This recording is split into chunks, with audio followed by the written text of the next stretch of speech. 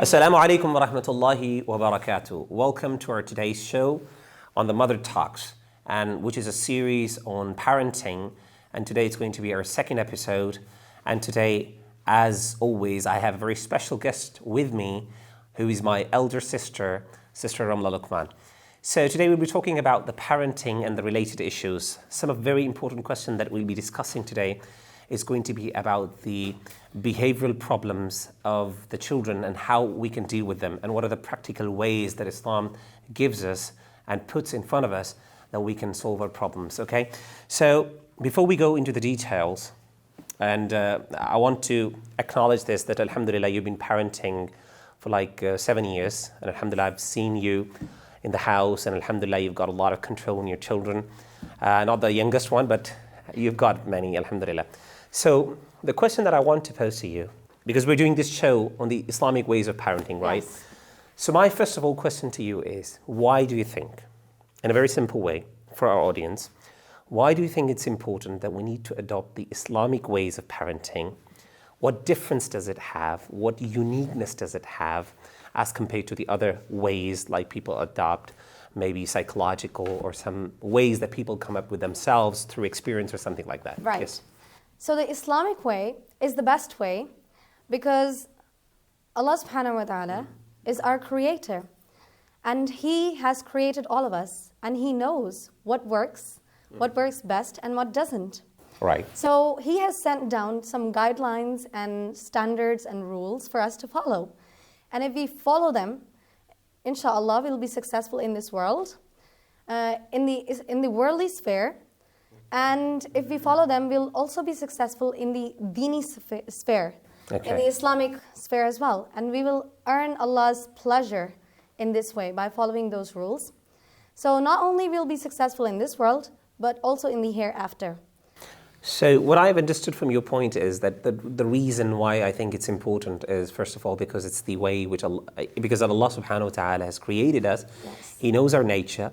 He knows the reality. He knows the needs of us when we are children, and He also knows our weaknesses and our strengths when we are going to deal with our children. Yes. So I think that is a very important reason why I think we need to tend to turn Resort to only the Islamic way. Islamic ways, because Islam is going to tell us the natural way. And I think we have got a lot of historical examples as well that this system has produced some of the greatest results, which no other parenting system has actually produced. Yes. We can give the examples, and I think you'll be giving, inshallah, the examples of the Prophet Muhammad sallallahu alaihi wasallam, another prophets and other companions as well. See, Prophet sallallahu alaihi wasallam respected the children and loved them, and he was never ever harsh towards them. Most of the parents here, what we see, their knee-jerk reaction in a very critical condition is to slap the child or use hurtful words towards the child.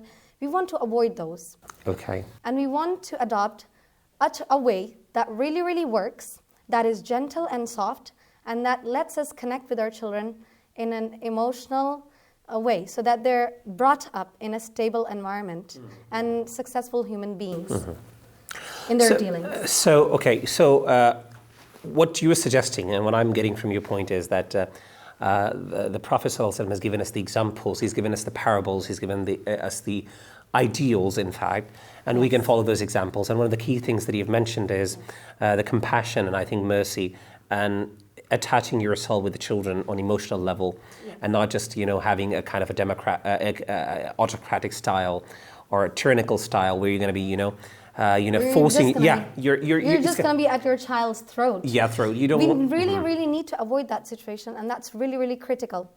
Because suppose, let's say, I'll give you an example where we can understand it better. The practical example. Yeah. So suppose, let's say, your 2-year-old daughter, Maryam, she feels really, really neglected because your 5 months old baby boy is there. So she feels really neglected, and when you're giving most of the attention towards your to your baby boy. So what she does is she hits, and she's acting on impulse. She feels jealous and she acts on impulse because as a kid, she does not know which behavior is right and which behavior is wrong, and also she cannot control her emotions. All right. Mm-hmm. So she cannot restrain herself like the adults do, like the grown-ups do. They act on impulse. Because as grown-ups, we have a lot of control on our emotions. We know how to act out in certain situations, but the children, they don't. So when she's hitting her baby brother, how can you get your message across to her that it's something negative, it's something wrong, and she shouldn't do it? Okay. Most of the parents, what they do is they will just lash out and they'll just say, stop, don't do this. It's going to hold her in her tracks for 1 minute, but it's not the solution. I mean, you hit her, you've not given your message across. So how you can deal this situation in a nice way? You set a very, very positive consequence. You set a consequence. What you do is you hold her hands for a minute. So what you're doing is you are establishing a consequence here, and she feels uncomfortable when you're going to hold her hand because she will be feeling restrained. Yes. So the next time she does it, she knows that there's a consequence and she can't do it. So that's one solution of how we can deal with children in a gentle way and adopt a positive approach, in dealing with the children and their behavioral problems. Yes. So this actually deals with the question of what are the practical ways and what are the practical steps that we can take in dealing with the children having behavioral problems. Yes. So the solution that you presented us with is that if your child is actually acting on impulse, which she's going to be doing because of her baby brother, and because the baby brother is getting all the attention, yes, and she's feeling jealous because she thinks that she's deprived of that attention after yes, the coming of that brother. So she's actually frustrated, and she's acting on impulse, and she's actually trying to hit the child.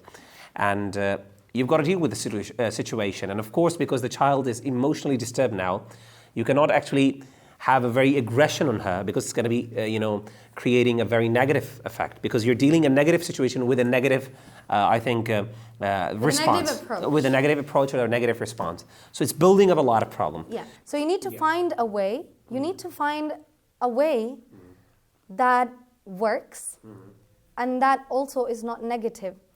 And basically, we need to focus on our target, basically. All right. What is our target? What is our purpose of parenting? This brings us to the question, what is our purpose of parenting? All right. Our purpose of parenting is to raise our child in a positive environment, as we have talked about before. Definitely. Okay. And we have to make them stable human beings, and we have to inculcate in them or instill in them values like kindness, like sincerity, compassion, mercy, all of these values, and especially the Islamic values, because Islam works. Islamic values, they produce great results. Yeah, they produce great results. So you're not trying to control the child. That's not what you're working towards. Most parents, what they begin to feel is a kind of aggression towards the child because they're not able to stop that child from doing something again and again. And then their parenting turns into a controlling and sometimes they have a kind of they become like they try to become equal to the child. Yes. And try to challenge the child as well. Yes, and this creates moodiness and rebellion in the child. And I think they feel helpless at this stage. And they think that they can use the power, and they can actually use their limbs, and they can use their force to control the child. But I think that's not going to work. Yes. Because the child is a very sensitive, he's in a very sensitive condition, and his mind is actually is growing up. And he's more relying on the emotions rather than the reason. Okay? Well done, yes. And I think in that moment, you need to send a positive message across, at the same time getting the results, but not damaging the child as well. Exactly. So what you do is, as you mentioned, one example is that you hold the hands of the child. Yeah. And I've got another example as well, which really, really worked effectively with Mariam, especially my 2-year-old daughter. Okay. Sometimes she throws temper tantrums. And kids, when they are 1 year of age or 2 years, they tend to do that. Definitely. Because they're willful at that stage. They think that they can manipulate, or they can use crying to their advantage, or pressurize. And they do it. And they do it, yes, of course. So if she's throwing temper tantrums and crying and trying to pressurize you through crying, you can sit her in a chair where they cannot move from, a high chair, or you can sit her in a place where she cannot get down from. And when she relaxes, then you can remove her from that. And what you've done just now, you have acted instead of shouting. You have set up a consequence, which is, again, establish a consequence, and so that they know that if they do something bad, or if they do a behavior that is deemed negative by you, so they will face that consequence. And I think that this leads to another point, and that point is that you need to less talk and act more. Yes, exactly. So rule number one, this establishes a rule, in fact, of parenting. So do not shout or badmouth the child, but act. Okay, how can we do that? Act first. For the practical example. Practical example, we've looked at two examples. So when the child has done something negative or bad, you have acted, you have established a consequence. For example, you held her hands. So that's a consequence, and you have acted. You can tell the child, don't do this, please keep don't on do saying this. that. If she does not listen, then you can hold her hand. But you must outline that this is negative behavior. You must point out that this is negative behavior. But you don't say, you stupid idiot. Or use these words. Yes, I think. or use these words. Because what they can do is they can demoralize a child. They can get the child's confidence level down to the very bottom, and they can hurt them. Okay, now my second question is that, of course, we talked about the sending the message across, setting a consequence, and at the same time acting and not shouting. And I think it's very important that you don't actually keep on saying, because if you keep on saying and saying and saying, repeating, you lose the importance of your words. And the child knows that these words are, the random words, and they're going to be just they're going to be just come out of my mom, and they don't hold much importance because I can get away with it, right? So can we send, for example, of course, we have control. We're not going to control the child. We've actually sent the message across, and we have acted positively to a negative situation. Is there any way that we can actually indicate the child, himself, for example? We were talking about Maryam, for example. We can send her a message that your behavior is a negative behavior, and at the same time not shout, and sometimes not even utter a single word. Can we send a message across by some way? What do you think? That's a very, very good question, and there are actually many ways in which you can do that. But there are two ways that I have experienced and I have experimented with myself. The first way is that you can just make a sign, thumbs down sign. Sometimes, when you're encouraging the children, you make a thumbs up sign. So when their behavior is bad, you can just make a thumbs down sign, and that's enough to tell them that this action is bad without you even saying it. And this is also one way of pointing out a child's mistake without even saying it, because when sometimes you say, a child gets pressurized. Okay. Right. So the second way that I've experimented with is making a sound. If I feel that something's dangerous and she should not go towards it, like touching a switchboard or something, or even if she's doing something wrong, then making a sound. And what I do is I do like kha. So she knows that kha stands for something negative or something dangerous. Oh. And that's really intelligent. Yeah, because exactly. Even in the prayer sometimes when I'm praying and she heads to the switchboard and she's touching it, if I make that sound, she stops in her tracks. I think that's very amazing, because actually you're speaking the language which the child understands, actually. Yes. Okay, because you have sent a precedence, actually. You can say you've actually made up a point and you have actually conditioned the child in a way. Yes. Let me using the word as a psychological term, it's conditioning. You've actually conditioned the child in some way that this thing is bad. And whenever this sound is produced, it means you've done something bad. And you're not speaking anything, you're not shouting, but you've just given her a message, and you can even show it by the sign or maybe some kind of a word, I think. Yes. So I think it's very important. So to conclude this session today, the question with a hadith. Let's conclude this session definitely. with a hadith. Okay. Allah subhanahu wa ta'ala also stresses upon not using bad words too much. There's a hadith that I'm paraphrasing. Prophet ﷺ is reported to have said that if a person utters a word and he feels at the time of uttering that it is a very light word, it's not important. It's right. not important.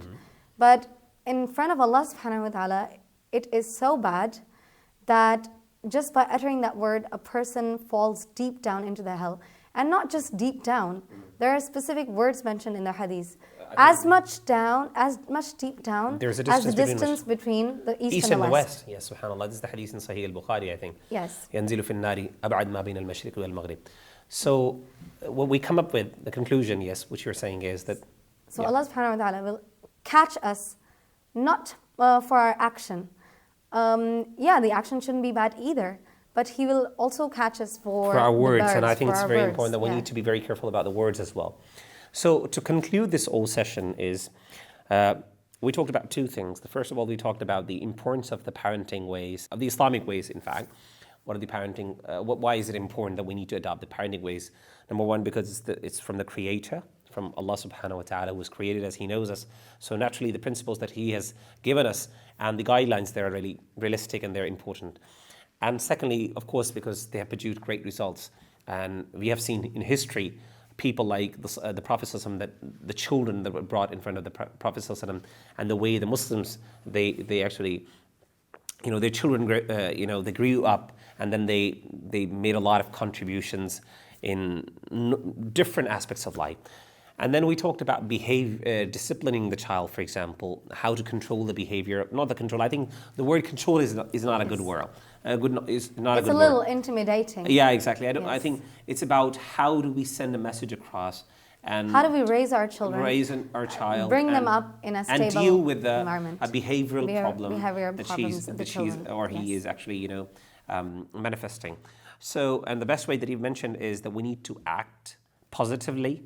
And we need to reduce our words, and we need to be, giving them some kind of a sign, or maybe making a sound, perhaps, conditioning them in some way, so that they know that this is wrong, and at the same time hold their hands, for example, for some time. So the message is sent, but at the same time not react negatively. Yes. So I think it's a very great solution that you provide. Jazakallah khair. And hopefully, inshallah, our listeners and our, the viewers, they're going to be, they will be benefited from this, inshallah. Soon we'll be, inshallah, doing our other episodes on the same topic, Mother Talks, with my elder sister, Ramla Luqman. So follow us on Facebook, and also like our video and subscribe our channel on YouTube. And also give suggestions on our Facebook page through the experiences that you have. And how we can actually come, and what are the things that we can do further, if you have good suggestions as well. So Jazakallah khair. Hope to see you soon in the next episode. Assalamu alaikum wa rahmatullahi wa barakatuh.